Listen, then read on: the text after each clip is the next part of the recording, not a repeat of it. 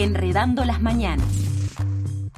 La verdad es que en general no suelo repetir tan seguido temas de algunas columnas, pero en este contexto donde vuelvo a escuchar constantemente en medios de comunicación y en declaraciones de políticos y políticas que cómo puede ser que en el siglo XXI, esto lo he escuchado de muchos periodistas, ¿cómo puede ser que en el siglo XXI se esté llevando adelante una guerra como la de Rusia y Ucrania? Y yo como diciendo, pero esta gente que vive dentro de un tupper. O sea, guerras hay constantemente, ¿no? Como pueblos masacrados, bombardeados, etcétera, con estas mismas características y todo el tiempo. Y realmente me sorprende porque eso, más allá de hablar de si la persona que hace la declaración sabe más o menos sobre conflicto internacional, también habla de invisibilizar. Y la invisibilización cobra vidas, ni más ni menos, masacra pueblos. Entonces, darle continuidad a seguir haciendo hincapié en lo que está pasando en este momento con las amenazas de Erdogan sobre el norte de Siria y otras cuestiones de esas características. ¿Y qué está pasando geopolíticamente? ¿No? Porque ahí hay toda una negociación que ya sabemos que suceden en este tipo de contextos y conflictos, es no invisibilizar la probable masacre que vaya a suceder si evidentemente, una vez más, porque no es la primera vez que Erdogan ataca esas regiones, de hecho nunca las deja de atacar, solamente que cuando avisa los ataques son mucho más brutales, bueno, que no se invisibilicen esas situaciones. Erdogan sigue insistiendo con que va a invadir, atacar el norte de Siria en pos de su seguridad nacional, como lo viene haciendo en el norte de Irak. Un poco para poner en contexto, en el norte de Irak, bien al límite con Turquía, se encuentra todo el cordón montañoso donde históricamente están apostadas las guerrillas del Partido de los Trabajadores del Kurdistán, que Turquía y otros países en el mundo consideran una organización terrorista, que para nada lo es, pero bueno, les conviene, digamos, tenerla dentro de ese estatus, porque bueno, justamente son un movimiento que forma parte del movimiento kurdo, no todo el movimiento kurdo es el Partido de los Trabajadores del Kurdistán, pero es un movimiento que ha llevado adelante una lucha histórica y que también trabaja constantemente con los tres pilares de la modernidad democrática, la liberación de la mujer, la perspectiva ecologista, etcétera, que es lo que caracteriza al proceso revolucionario del pueblo kurdo. Y que obviamente a los poderosos no les conviene, no les convence, no les gusta. Entonces viene intensificando los ataques en el norte de Irak, un poco planteando que ahí se encuentra esta guerrilla. Esta guerrilla se apostó más hacia el norte de Irak en un momento en el que el Estado Islámico ataca y el gobierno de Irak y el gobierno regional del Kurdistán abandona al pueblo de Shengal a su suerte y no se llega a cometer un genocidio porque 11, y me detengo a decirlo porque de verdad es esto, 11 guerrilleros y guerrilleras que estaban en el lado turco de Kurdistán bajan a esta región y logran generar, mientras llegaban guerrillas de otros lugares y quienes tenían que velar por la seguridad de esas personas se borraron del mapa, hablando mal y pronto, generan un corredor humanitario allá por el año 2014 y logran salvar a gran parte de un pueblo que se llama el pueblo yazidí en el norte de Irak. Y por eso, y a través de eso, durante muchos años, hubo allí guerrilleros del PKK y guerrilleras del PKK que después se retiraron cuando ese pueblo se organizó y tuvo su propia autodefensa. Sin embargo, los ataques siguen atacando y al punto tal de que empezaron a utilizar armas químicas en esa frontera, ¿no?, entre Turquía e Irak, y hay denuncias y bueno, se está cometiendo una masacre en la región. De allí nos vamos a Siria, porque Erdogan considera que todo es una gran bolsa, y en Siria tenemos lo que es las fuerzas democráticas sirias, conformadas entre otros por lo que son las YPG y las YPJ, que son las milicias kurdas de las unidades de defensa de la mujer por un lado, las YPJ, y las unidades de defensa del pueblo por otro lado, las YPG, que han luchado desde hace unos 8 años, un poquito más, codo a codo con la coalición internacional que es encabezada por Estados Unidos. ¿Y por qué traigo a colación esto? Porque a pesar de que de alguna manera las milicias kurdas en el norte de Siria han sido una suerte de socio accidental, si se quiere, porque precisaban de las milicias para poder acceder a los terrenos y dar lucha y dar batalla al Estado Islámico, pero a su vez también había una aportación tecnológica, si se quiere, y de algunas cuestiones que obviamente las guerrillas kurdas no podían llegar. Entonces esta asociación accidental, que algunos analistas así la denominan, porque no es una asociación política ni una asociación de hecho, siempre ha hecho que Estados Unidos por momentos tenga como, no una actitud conciliadora, porque tampoco le vamos a pedir tanto, pero sí un miro para otro lado, no escucho tanto a Turquía cuando plantea ciertas cosas, aunque sí lo ha hecho por debajo, tras bambalinas y a veces con fuertes apoyos, pero actualmente que Erdogan hace 2 semanas que vuelve a amenazar que va a invadir el norte de Siria en pos de la seguridad nacional, nos encontramos en un contexto donde Suecia y Finlandia quieren ingresar a la OTAN.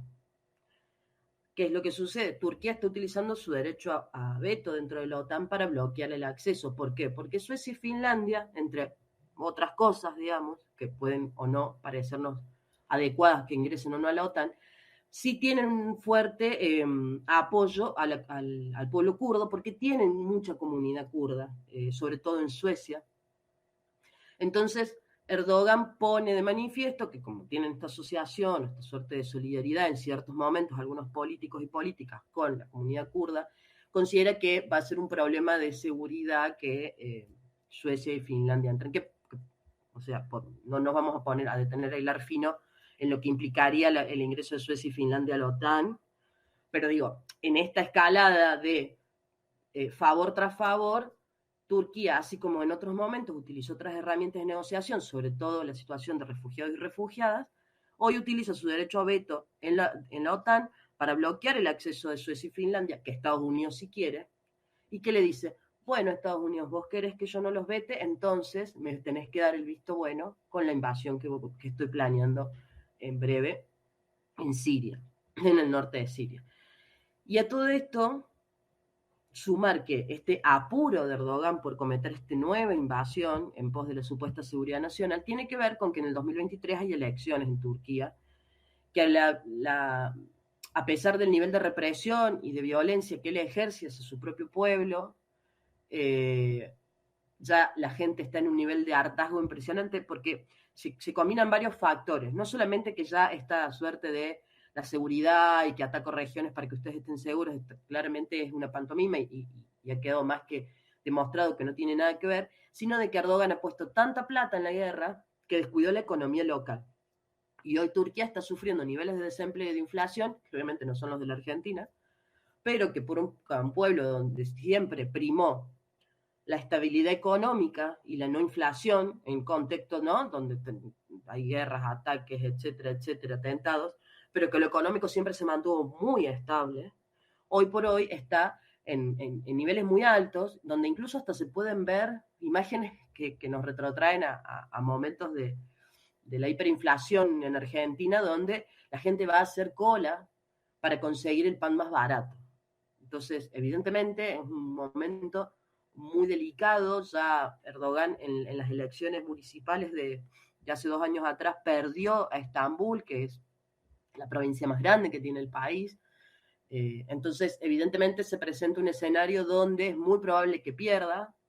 Esperamos todos que así sea, porque no es que lo que venga vaya a ser exactamente lo opuesto y lo mejor, pero claramente no tener a Erdogan en el poder ya es un gran alivio. Pero considera que si hace esta nueva invasión en pos de, entre comillas, la seguridad nacional y le sale, por decir entre comillas nuevamente, bueno, pueda llegar mejor posicionado de cara a lo electoral en 2023. Entonces, es un escenario donde se mezclan un montón de variables y a veces no hace falta necesariamente ir en el detalle de todo, pero sí pensar que cuando hablamos de geopolítica, ¿no?, cuando nos preguntan cosas sobre, bueno, ¿y qué es muy difícil ponerlo en términos de A o B o de blanco y negro, ¿no?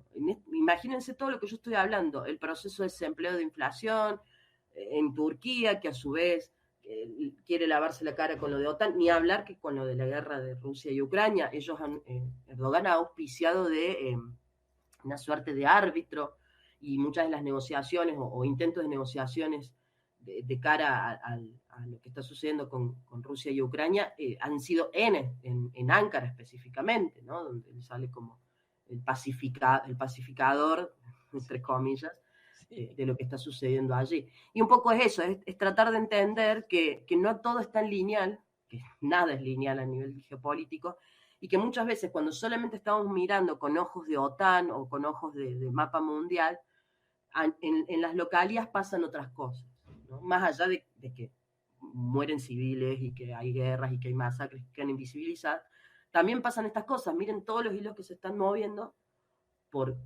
el que este dictador quiere llegar con la cara un poquito menos sucia de cara al 2023, ¿no? Bueno, un poco por eso también darle continuidad y también teniendo en cuenta que Rusia y Ucrania van a estar, no en realidad Rusia y Ucrania, que Rusia está como ocupado, entre comillas, con la guerra con Ucrania, también es porque a términos mediáticos invisibiliza lo que está sucediendo en otras regiones, pero también porque Rusia ha sido siempre, no siempre, ha sido en los momentos en los que les ha convenido un mediador de algunas cuestiones, ha sido un veedor y un Estado que ha funcionado como, bueno, ha cuidado los espacios aéreos de algunas de las regiones del norte de Siria, insisto, cuando les convino, porque cuando fue la invasión a Afrin fue el mismo Rusia quien le permitió que los aviones turcos ingresaran e invadieran el norte de Siria, ahí en la región kurda de Rojava, pero en este momento que esté en este conflicto bélico, en esta guerra, hace también que para Turquía sea mucho más fácil negociar con quien quiera, porque si no a veces se ve ahí tentado en quedar bien con Dios y con el diablo, por decirlo de alguna manera, aunque no sabremos bien quién es Dios y quién es el diablo, pero sí, un dicho que en este caso es como, bueno, ¿cómo sería? No tiene la presión de Rusia porque Rusia está con sus propios problemas por ahora, ¿no? Entonces, bueno, un poco era hablar de esto, darle continuidad al tema, entender que el conflicto de Rusia y Ucrania es un problema, que hay una problemática civil, que hay civiles que están muriendo y que están siendo bombardeados, atacados, etcétera. Nadie desconoce eso, pero realmente como persona no kurda y como persona que no vive en Medio Oriente ni que tiene su familia en Medio Oriente o en otras regiones del mundo que están constantemente en guerras, masacradas y atacadas, me duele mucho escuchar todo el tiempo en los medios esto. ¿Cómo puede ser que en el siglo XXI haya una guerra de estas características? Pero hombre, las hay todo Nunca el dejó tiempo, de ¿no? haber guerras en realidad. Claro, o sea, es como, de repente es como, oh, miren lo que yo digo, pero Claro. Y está en muy los medios fuerte, ¿no? Porque digo, ¿cómo titulares se sentirá de la algunos gente que vive en medios existe, Palestina? pero ¿No? claro. Como, todo, guerras, masacres de estas características de un estado hacia otro pueblo o hacia otro estado todo el tiempo. Pero bueno, evidentemente cae más cómodo, es más fácil de relatar, ¿no? Bueno, en esto inclusive, Lu, pensar en Palestina, por ejemplo, Claro, porque en realidad nosotros se conoce mundialmente, o si se quiere, ocupa tapas en los diarios la situación en Palestina de ocupación, de genocidio permanente, en tanto y en cuanto haya un conflicto con la Franja de Gaza, por ejemplo, ¿no? Un conflicto armado, pero después el genocidio es todos los días de claro. parte del Estado genocida de Israel. Y que lo mismo Eh, pasa en el norte de Siria y en el norte de Irak, sobre todo en el norte de Siria desde 2012. claro, Con otras connotaciones, no vamos a hacer una comparativa, pero digo, eso no, sucede, no, claro. sucede en Yemen, sucede con otras connotaciones en Afganistán, ¿no? Digo, o sea, y de repente con otras connotaciones, otras particulares en Afganistán, capaz que no es el mejor ejemplo, pero la frase de no puede estar pasando esto en el siglo XXI, vos decís, pero nunca dejó de pasar. Y para mí eso es muy fuerte, Claro. porque Nunca dejó de esas pasar la guerra, pero palabras en el siglo XXI invisibilizan también tendríamos que decir que tanto. tampoco puede haber hambre, puede haber desocupación, y sin Bueno, embargo está la orden del día. una vez justamente hablando con gente del movimiento, planteaban que no hay un lugar que esté mejor que otro, las guerras son más silenciosas, las masacres son más silenciosas.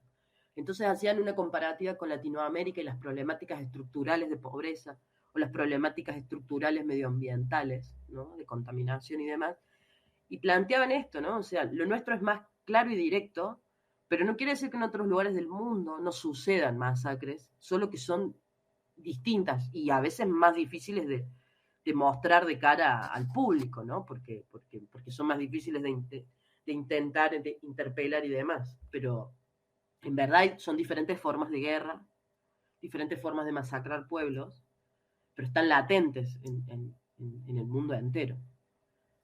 Sí, en realidad el capitalismo, hay que decir, es una gran masacre Claro, permanente, ¿no? Y no puedo decirlo como consigna, ¿viste? Porque a veces parece que uno dijera consigna, no es una consigna, es una realidad cotidiana.